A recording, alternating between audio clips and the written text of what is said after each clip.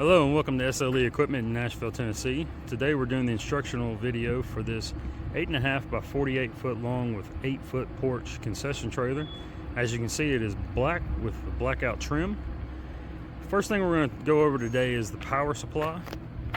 So this trailer, let me climb up here right quick, comes equipped with the Kubota Lowboy Pro GL 14000 diesel generator. Alright, so as you can see here, the generator's off. There's the plug-in for the generator. So the first thing you're going to want to do is make sure your generator is off. If you are hooking up to shore power, then make sure that power supply is turned off, and then you can go ahead and plug into the generator as you see there, and then take this end of your generator cord and plug it into the trailer. For our purposes today, we're going to be utilizing our shore power, as you can see here. So to hook that in, you're simply going to line up the notch on the plug, push it in, twist it to the right, and then secure it, twisting that ring there. Okay, pretty simple operation. At that point, once you've done that, then you can feel free to crank up your generator, turn on your power supply if you're using shore power, whichever. So as I said though, this unit does come with the Kubota generator, so wait until after you've plugged in before turning on that generator, please. This is a 240 volt system, 50 amps. We just want to make sure everybody is safe. All right, next thing we're going to go over here, here's the controls for the hydraulic jack system. You can see here on the front of the trailer. So you'll use this for leveling, loading the trailer, hooking the trailer up to a truck, to pull it, whatever.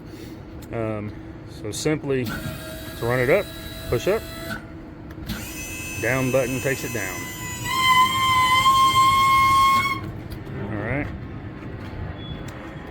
In here, in this storage compartment in the front here you will find, this is the access panel for the hydraulic system. You see the 12 volt battery there that runs the hydraulic system, and the system with the jacks, access to the jacks here on the inside, everything. All right, and this does have a hookup here, so you can take this bar, move it over, line it up, hook it in, and now you're latched in.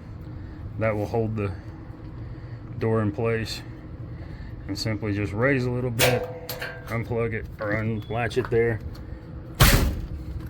push it back in, it's locked back in place. All right.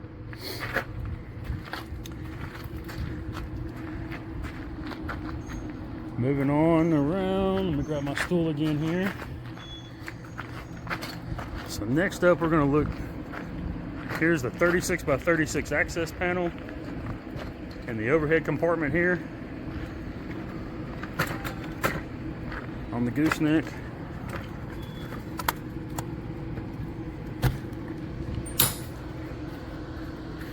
So as you can see inside this compartment, it is the full width of the trailer here.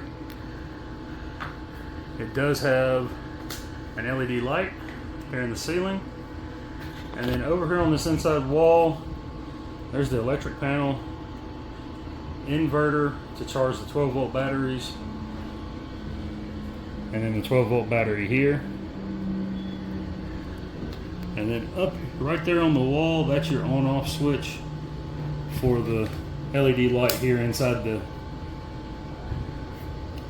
overhead compartment. And then this is the fuse panel here for the 12 volt system. So the 12 volt system operates all the interior and exterior LED lights, along with the water pump for the kitchens, or for the sinks, hand wash station, and the bathroom sink. All right, so the fuses for those are behind that black panel there. If anything was to go out, stop working, this will be the first place you'd want to check. All right.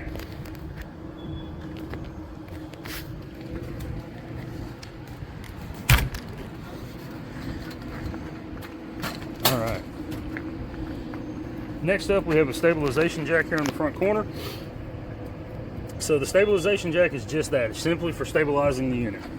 All right, so like I said earlier, you're going to want to use the hydraulic jacks on the front and or place tire or boards underneath the tires to level the unit.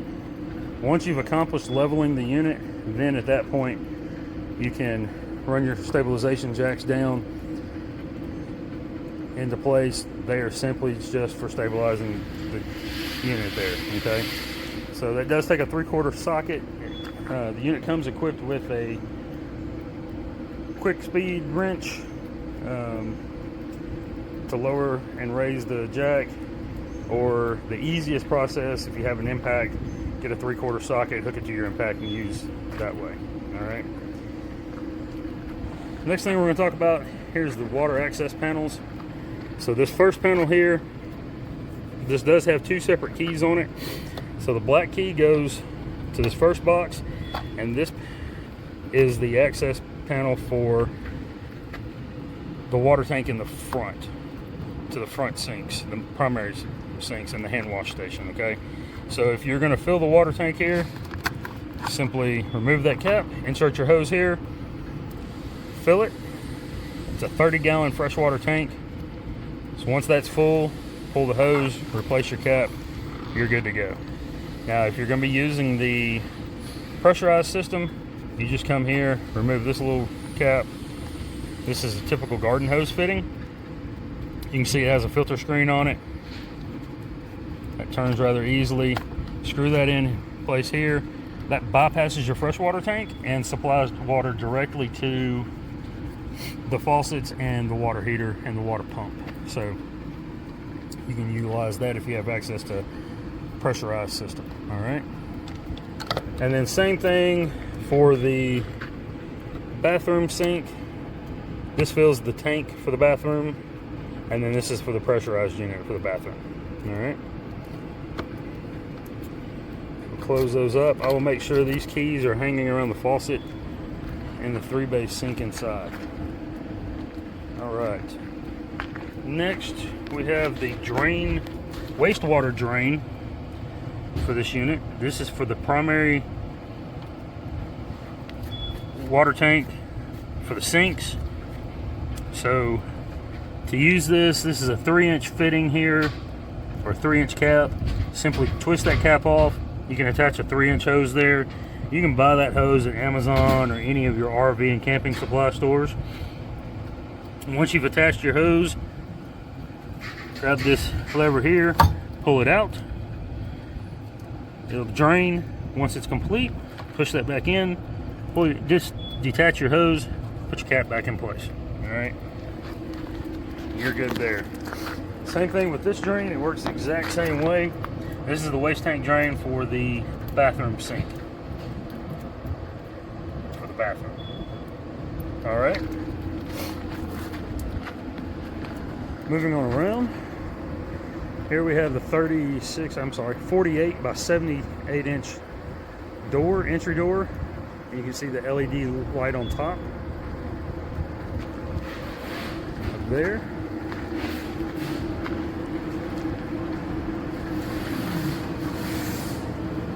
Right here we have 3 10,000-pound axles. So these axles in behind this little rubber cap here in the center of this axle here, or the center of this wheel, if you remove that cap, there's a grease fitting back there. So once every 10,000 miles or 1 year, whichever comes first, you'll need to get your grease gun, pull that cap, connect to the grease fitting, and make sure you grease that fit properly. That greases the hubs and bearings. So you just want to make sure that you keep those in proper working order by doing so. All right. And that you have one on each wheel. So 3 on this side, 3 on the other side. So 6 total fittings that'll need to be greased. All right. And then we come around to the porch area here. You see the 200-gallon propane tanks inside the propane cages there. The ELEC smoker on the porch. and that does go through the wall. The front of that smoker is accessed inside the unit there. Up top you can see 2 LED lights on the porch. It's gonna be hard from this angle, I'll show you here in a second. Has a step on this side with entry gate here as well.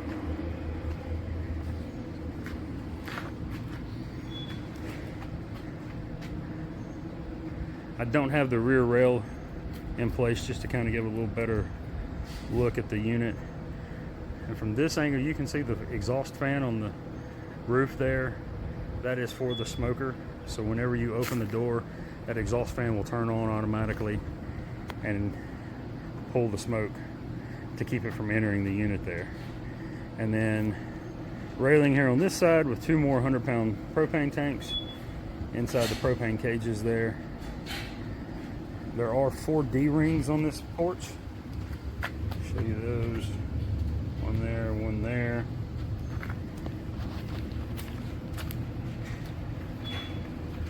One here, and then one there as well. There's the drain for the smoker. Give you as good a look at the smoker here on the outside as I can.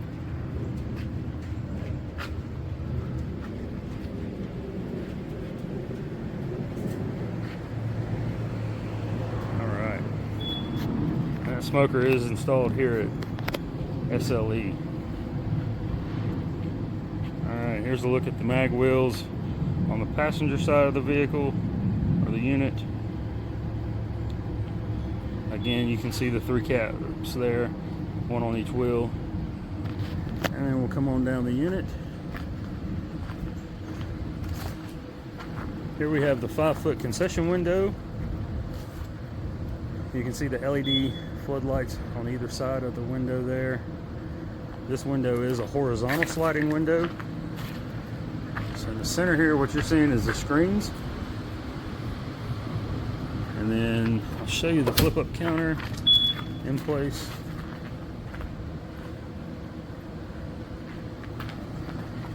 And to lower this flip-up counter, you're going to simply come right here, depress 1 latch, come to the other side. Don't push up on the counter itself. Depress the 2nd latch, and then lower the flip-up counter there. All right. Pretty simple operation. Now, let's go over the gas on this unit. So, before turning on the gas, first thing we want to do, open this concession window. Make sure that it is open. The glass is slid open, that way you can get the airflow through the screens. And then we'll go around and go inside the unit for the next steps in this process here. Alright, so step 2 in the process before turning on the gas, we're going to come right here. These 2 switches here turn on the exhaust fans on the exhaust, or turn on the fans on the exhaust hood. Alright, this top switch, that simply turns the lights on the hood on and off. Okay, so you'll want to come here after you've opened your concession window, turn on both switches, get your exhaust hood going. Give you a look at that hood there. And we'll talk about the hood more here in a few minutes. Once you turn the exhaust hood on, then you want to come down here to each of your appliances and just verify that the appliances, all the knobs on the appliances are all in the off position. Okay. One's off, off, off, off, off, off, off. Oven's off. Missed the oven here. That one's off.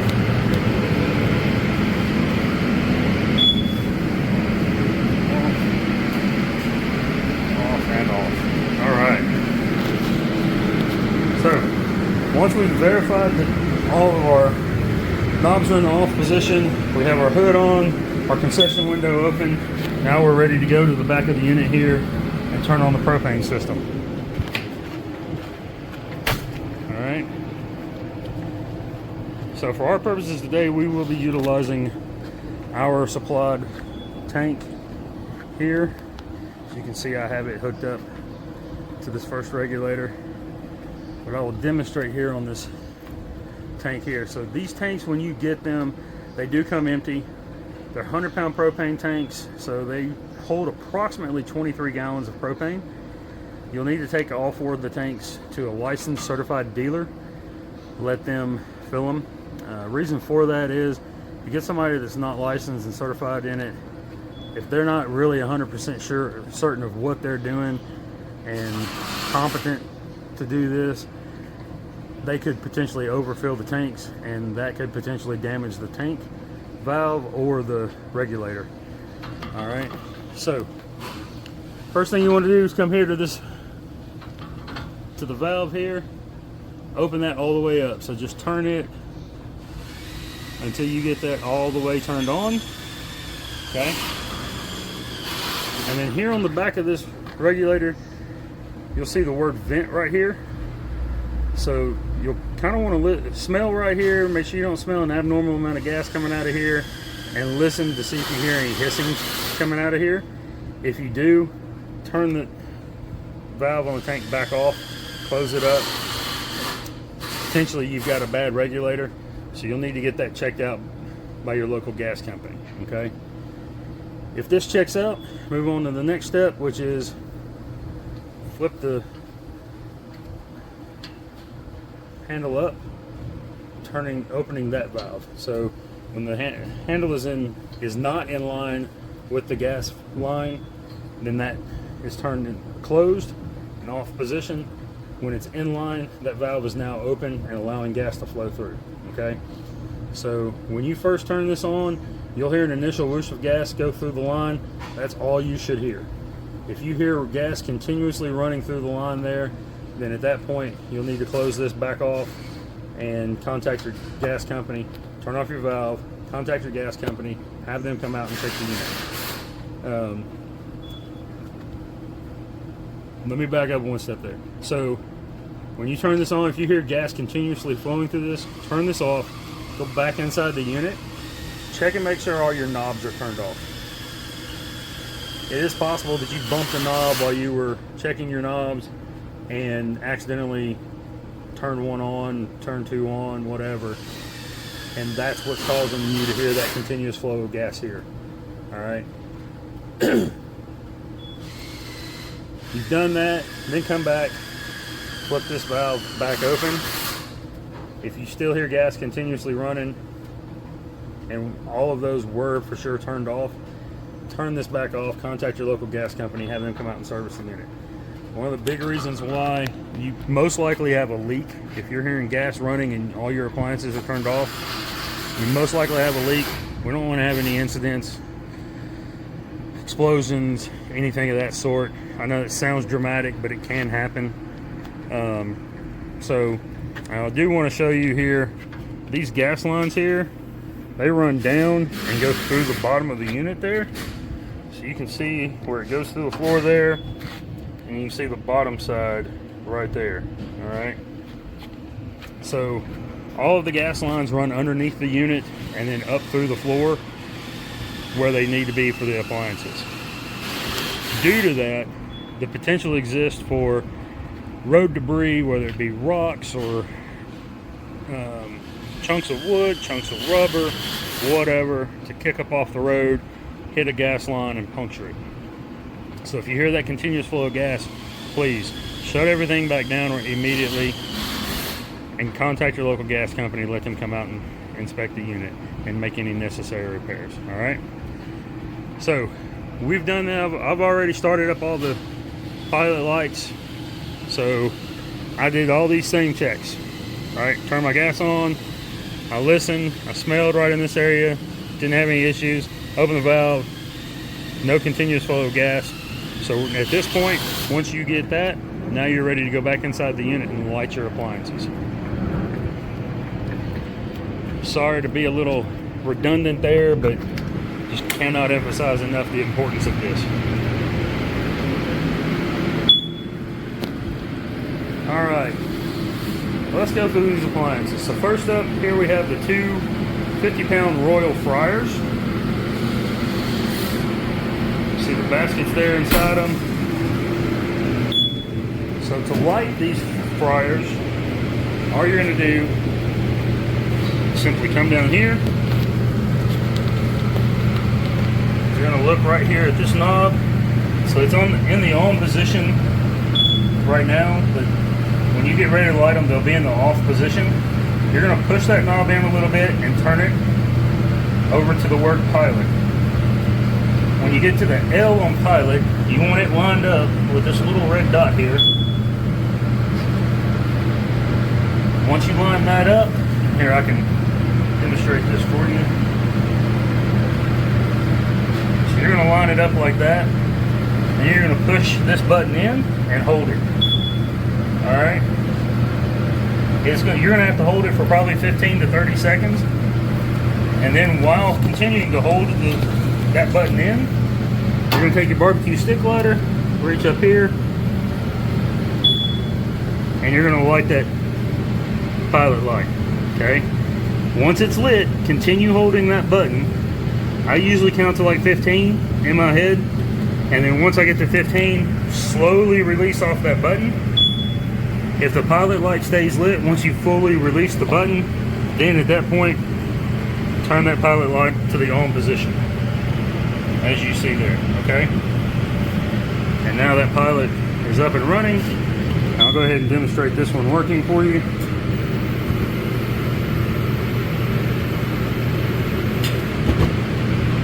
All right. Same operation on this one. See that pilot flowing, and I'm going to go ahead and demonstrate this one.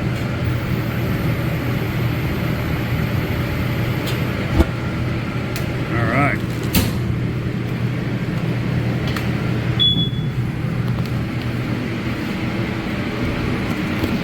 Up next, we have the 60-inch combination griddle and 4-burner with 2 ovens from Royal. 2 ovens below, 4 burners here. So these burners are free-flowing pilot lights. So there's no on-off switch for these or button. You simply just take your barbecue stick lighter, light it, and then light it. All right. I'll demonstrate these working.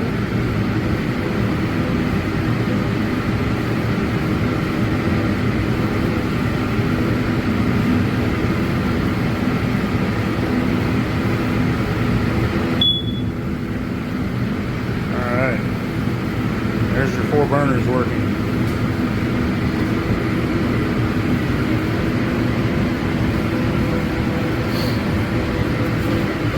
Now for the griddle. To light the griddle, you're going to look right down here. Again, same free-flowing pilots.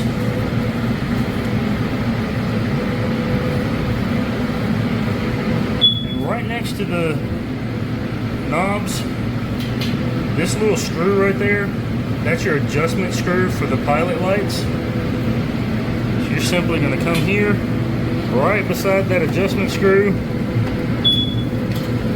stick your barbecue stick lighter in there, light, pull your stick lighter out, and you can see that blue flame back in there. There we go. Alright. And same thing on the burners. You have the adjustment screw here. Now that one adjustment screw on the burners, that one screw goes to both burners here on the left side. And then that one screw adjusts the pilot lights on both of these burners on the right side, okay? So when you come down here, you just simply repeat that process. I'll show you that pilot light on. And then same thing here, repeat that process. That pilot light is on as well. Alright. Next up, we have the Royal Charbroiler, 36-inch charbroiler. A couple of ways you can light this. You can go from underneath and just follow the gas line to the pilot. There's a gas line attached to each burner or each knob there, or you can come through the top side.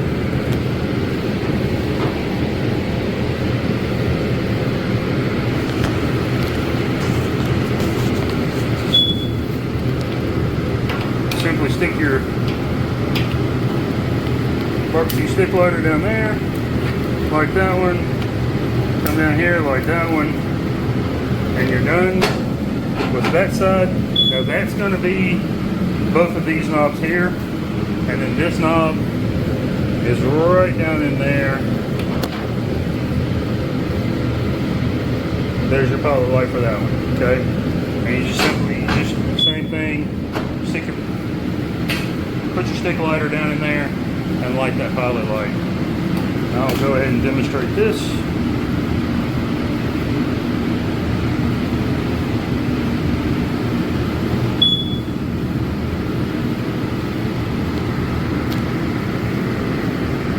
Last but not least, there we go. There's all three burners on the charbroiler working. This thing gets hot quick. Alright. Let me go back over here. I did not demonstrate the griddle. So, just sit back there, turn that on. There you can see that one working.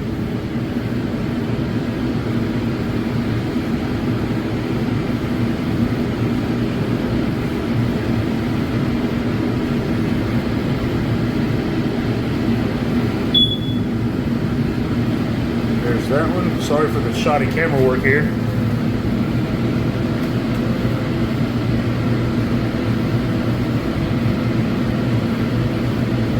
Let's go over here. There we go. There it is. Alright. And last but not least, we have the Royal 18-inch stockpot burner. So free-flowing pilots on this as well. Simply just stick your stick lighter down there, light those up, and I'll demonstrate this for you.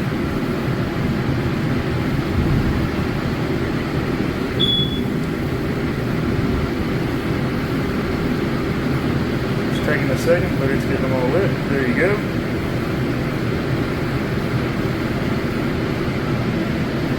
Alright. Is your gas appliances functioning, working as they properly should.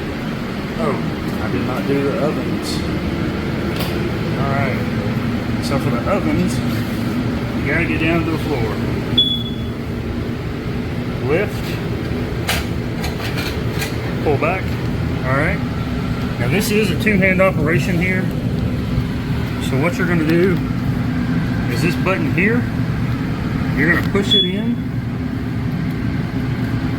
and hold it. I'm going to have to set this phone down because I did not pre-light these. And then come over here to the button.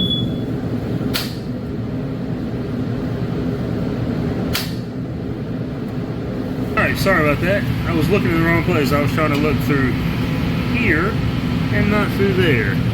You can see that pilot light is on. And then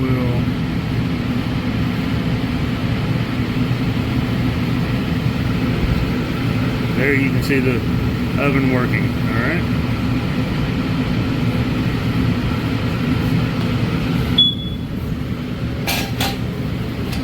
Again, that is a free-flowing pilot light there.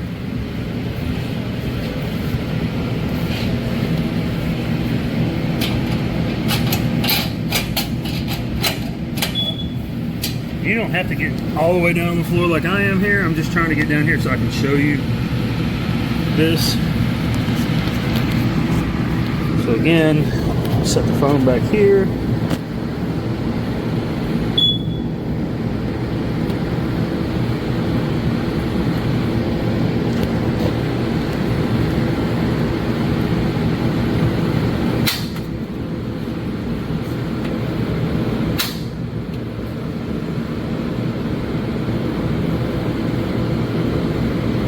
do have to give it probably 30 seconds or so to get the gas through the line here.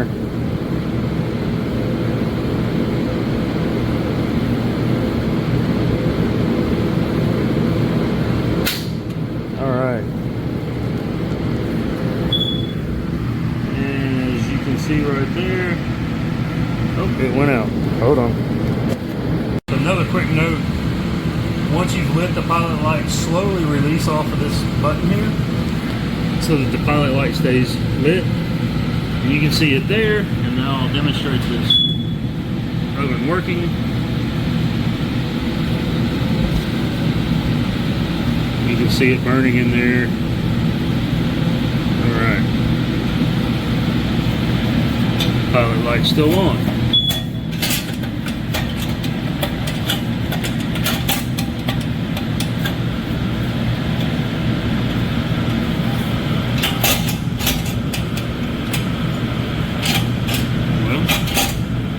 If you grab it in the center, there it is. Alright. And that's lighting all your gas appliances there.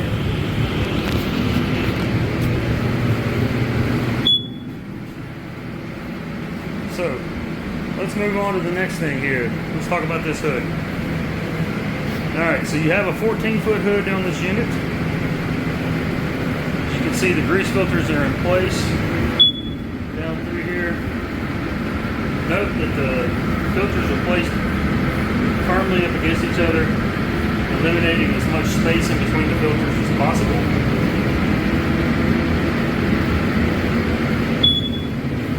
Alright.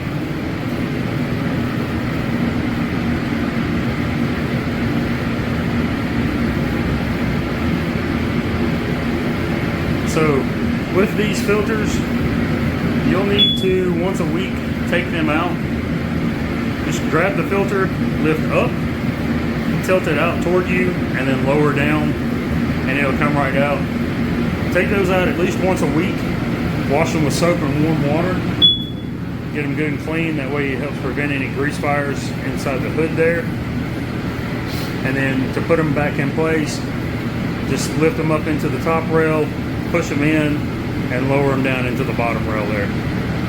Alright. And you can see the grease rail here.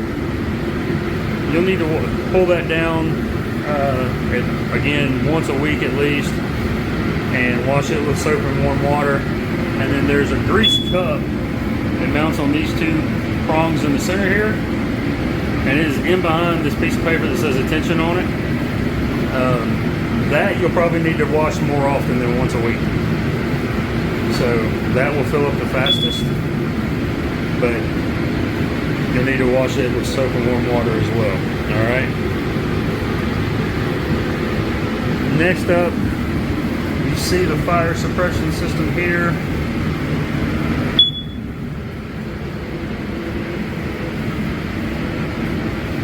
And this one on the burner, or the griddle side of it, or on the oven, runs underneath that top shelf there. Alright. And then 2 for the char roller, and then 1 for the stock pot. The tank is in this back corner here, sitting on the floor. And then we'll go back up front here. Right above the door is the control head. So if you find yourself in the trailer and there's a fire and you need to manually discharge the fire suppression system, you do that much like a fire extinguisher. Grab this pin here, give a good firm pull that out, and then take the handle, push it to the left, and this will move from set to fired. And if you do that, at that point you'll need to exit the unit. Okay. Here you can see the tag where the unit, month and year that the unit was installed, and what type of system it is. Alright. So, and it is a new system. You may need to have that serviced or inspected by your local codes department before putting the unit in service. Alright, here inside the door, you'll see the 3 switches here on the wall. So those 3 switches turn on the LED floodlights, the 2 on either side of the concession window, the 1 above the entry door here, and then the LED strip lights inside the unit. And this thing that is beeping on the wall here, this is the carbon monoxide and explosive gas alarm. So the 0 that you see flashing there means it's not detecting any carbon monoxide, and the LB that you see flashing on there means low battery. The battery is right there. I don't like to put those in before the buyer takes possession of the unit. That way it doesn't run it down. There is a manual for the alarm. It's right here. I will have all this stuff together in the sink most likely. It's typically where I like to put them. You can show you the back of this thing here. You can slide this down. Again, not as easy with one hand.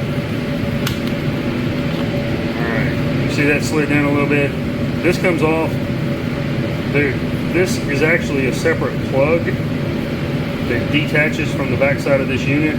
The wire or cord here is in behind here on this side, and then over on this side is the mounting hardware, so that you can take this thing and mount it on the wall independent, and then have just the plug plugged into the outlet there if you so desire, or you can leave it as it is there. I will tell you as well though, the battery goes in behind here on this side. Alright, let's go over the rest of the appliances and features of this trailer here. So here we have a 24 by 24 stainless steel worktop table with under shelf. There's a galvanized under shelf. Come on down here, we have the Arctic Air worktop 2-drawer refrigerator. Alright. Over here we have the Solwave microwave, and it's sitting on top of a 24 by 24 worktop stainless steel table with galvanized undershelf.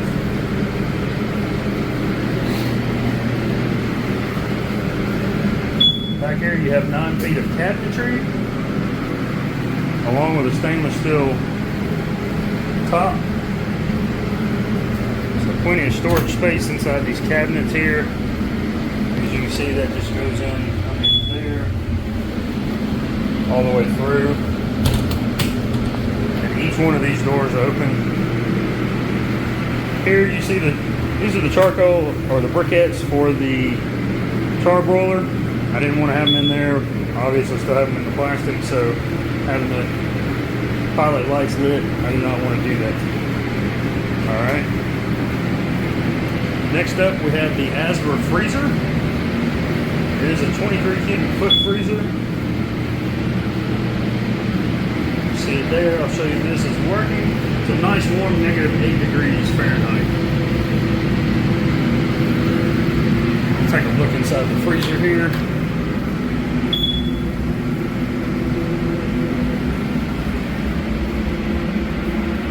On a hot day here, this is a great place to be.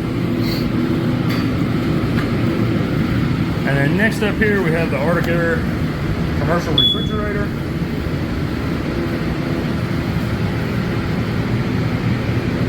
It is a 23 cubic foot refrigerator. I'll show you it's working here. It is at 34 degrees currently. I'll show you the inside. Alright, and then right here, I'm going to show you this. These keys, nope, sorry. These keys here go to this key slot here above the door. So you can lock this, and it locks the door. That way the door can't open while it's in transport. The Asper has the same setup, and those keys are inside that manual as well. Alright. Moving on over here, we have the Metro warming cabinet.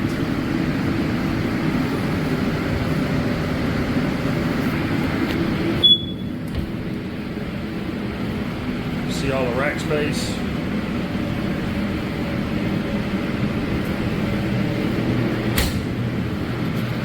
I will turn it on for you so you can see it powering up.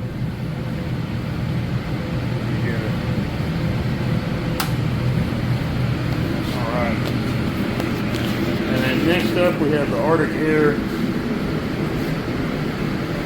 28-inch sandwich prep station.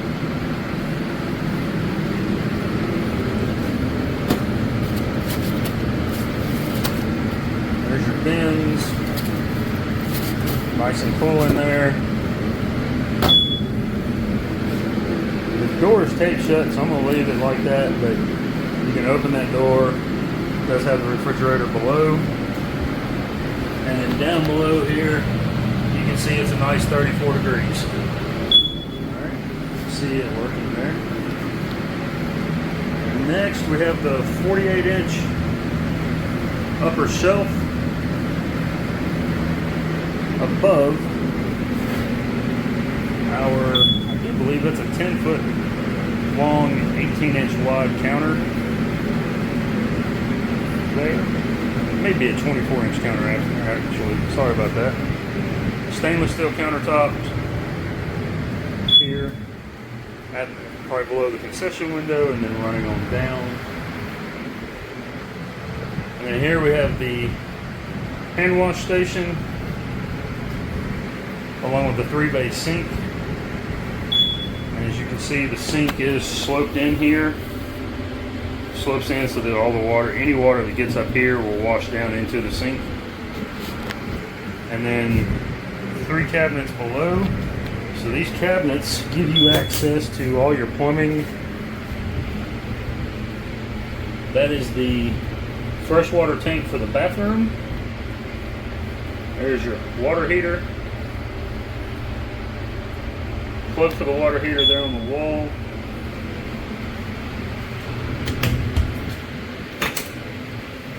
$30-gallon freshwater tank there for the main sinks here.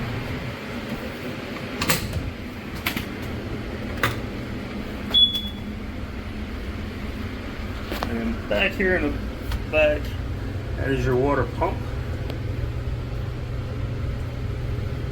Alright. So one thing I do want to show you here,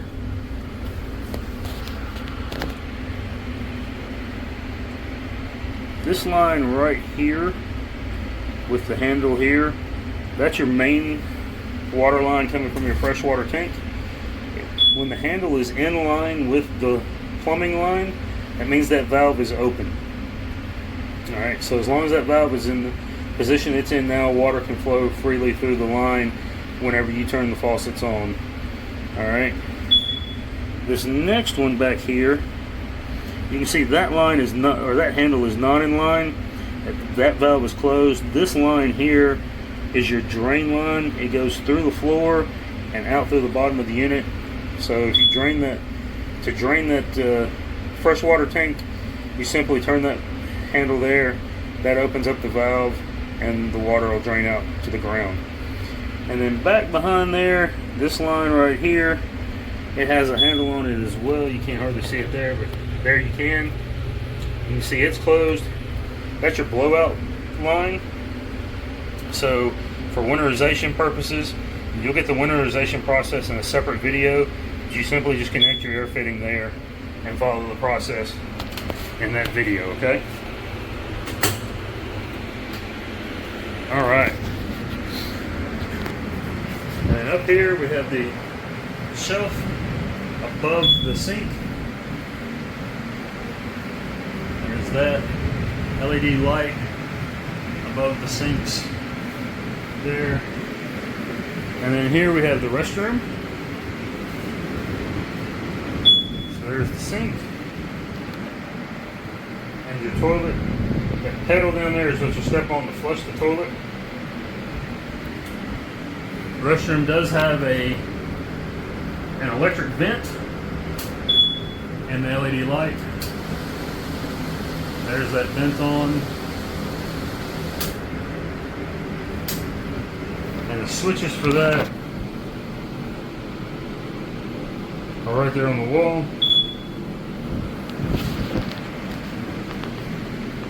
Does have a plug inside the restroom as well. And there you can see the door.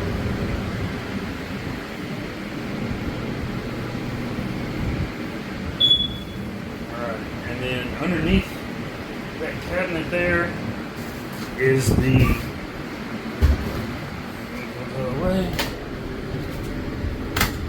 underneath here, the 2.5 gallon water heater for the bathroom, and then it has valves on it as well for the cold water and for the hot water. And then there's the plug where you plug in the water heater. Alright.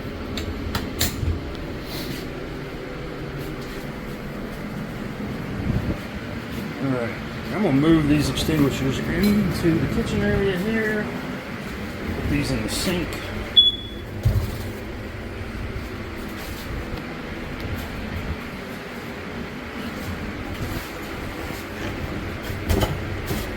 I apologize if you get dizzy from the camera work. Alright, so these two extinguishers here come with the unit. One is an ABC extinguisher. That's this one here, and then this one here is the Class K extinguisher. It is required in every commercial kitchen. Alright. And then below your hand wash station here, this is your on-off switch for the water pump. So anytime you're running the water, you'll need the faucets, you'll need to make sure that that switch is turned to the on position. Alright. Oh. That reminds me, let's get a check on the water temperature while we're up here.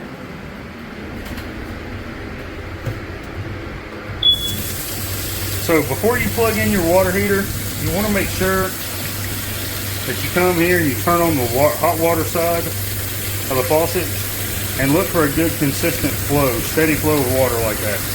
Once you have that good steady flow, then you know the water heater is full, and at that point you're free to turn on or plug in your water heater. And that'll keep from damaging the heating element inside the water heater. Alright. If you turn that faucet and it's spitting and sputtering water, please do not turn your water heater on until you have a steady flow of water.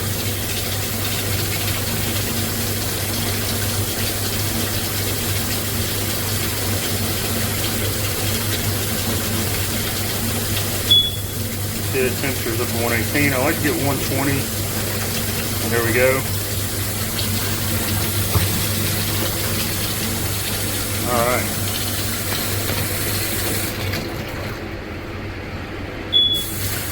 And you can, there's an adjustment dial on the water heater there, so you can adjust that. I'll show you the cold water side there. And we'll come over here. Hot water.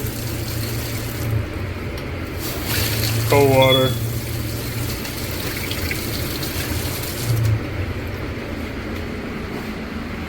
Alright.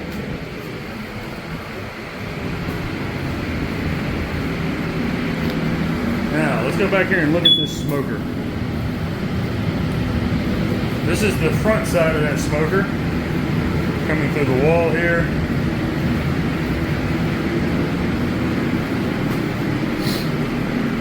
Foot pedal is down here.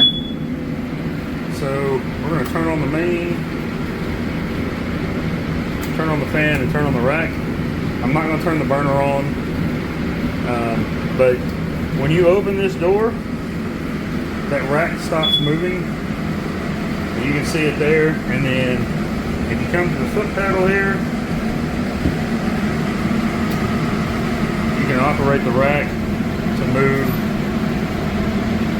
the individual racks around to you to where you need them.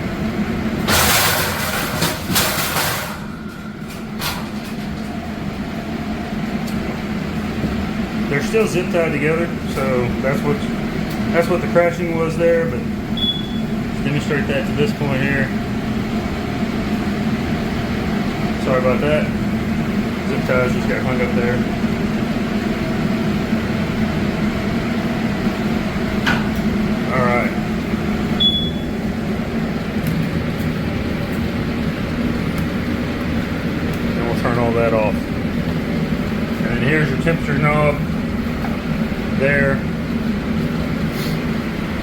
temperature gauge up here. There is a button for the evacuator as well.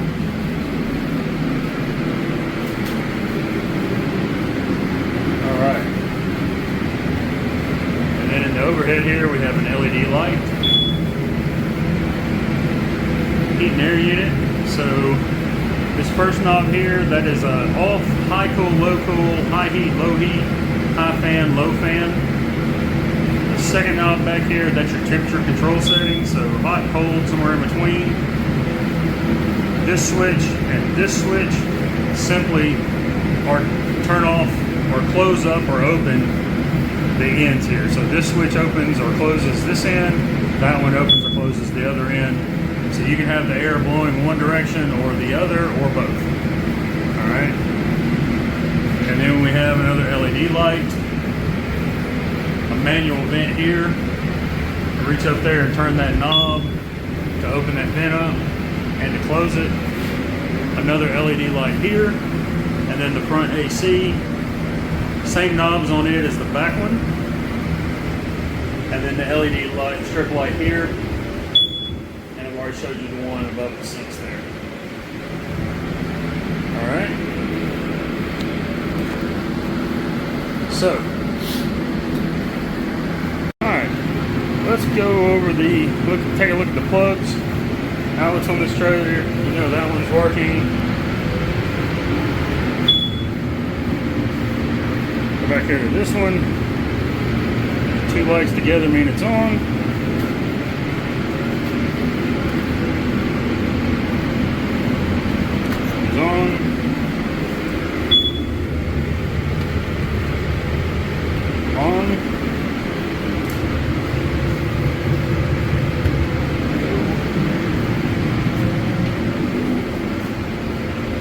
This one is what the sandwich prep is plugged into.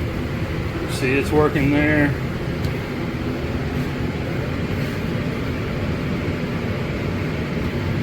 Alright. And we got, last but not least, the GFI here. And it's working. Alright. Now let's go over shutdown procedure. So, shutting down the gas, we're going to basically do the same thing we do, but in reverse order from startup. So first thing you're going to do is come to your Royal Fryers.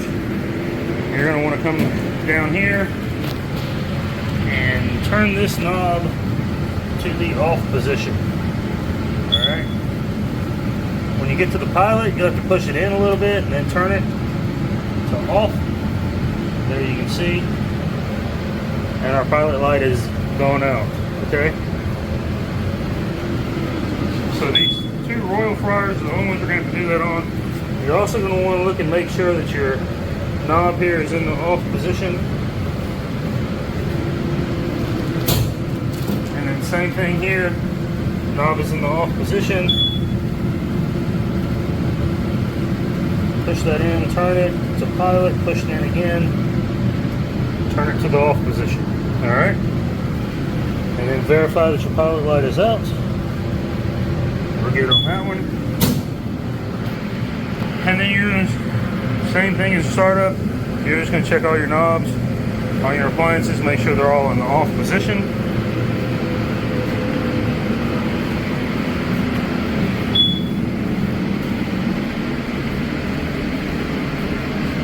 Alright. Now, once we've done that, we're going to leave the fan, exhaust fan running, leave that concession window open, and we're going to exit the unit.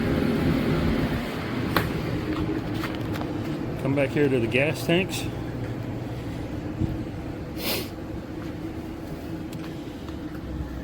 We're going to come to the valve, turn that handle where it's not in line so that we close it, and then come down here and close this valve fully.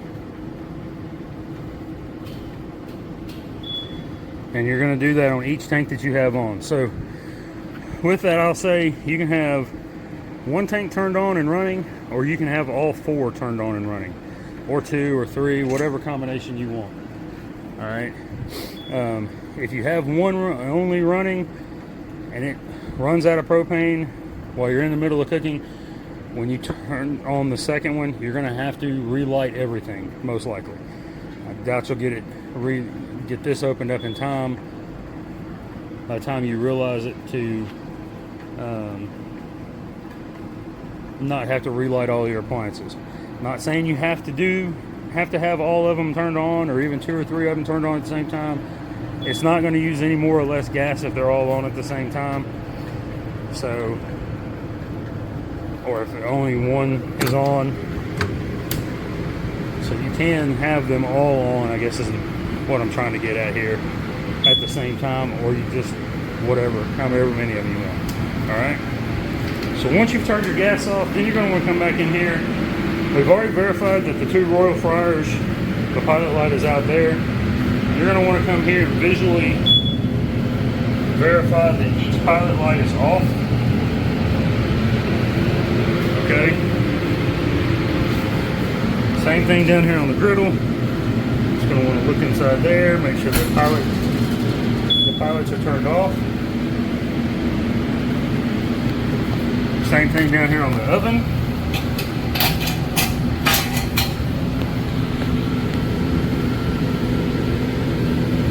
That's off. And the reason we're doing this is just simply to verify that there is no gas still running to the unit, right? So by verifying that all of our free-flowing pilots have gone out, we're also verifying and double-checking that all the gas is turned off to the unit.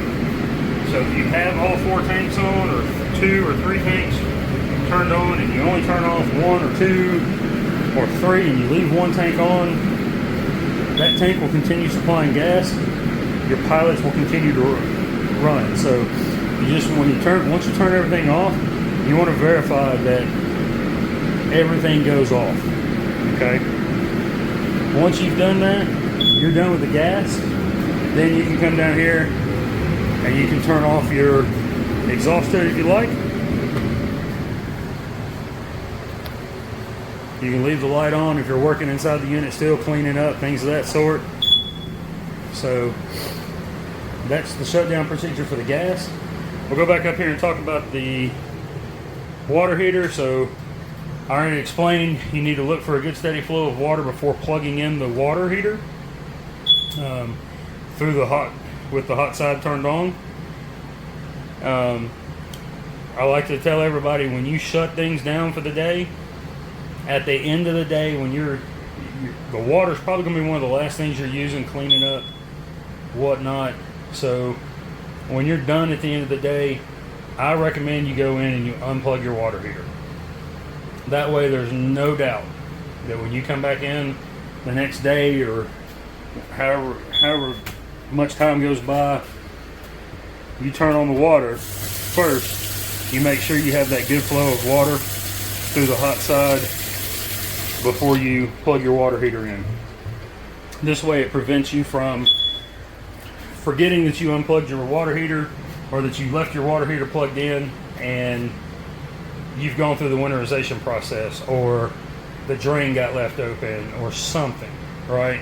And now there's not a full supply of water inside that water heater. So if that happens and the water heater's plugged in, it can and most likely will burn up the heating element, and thus you're incurring an extra expense at that point that I'm certain you probably don't want.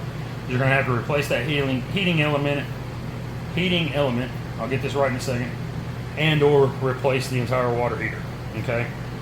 So just to help prevent incurring any extra cost, I recommend that everybody just at the end of the day, every single day, make it a habit, unplug that water heater, and then when you first come in, turn the hot water side on, make sure you have the good flow, and then plug in your water heater for that day. All right.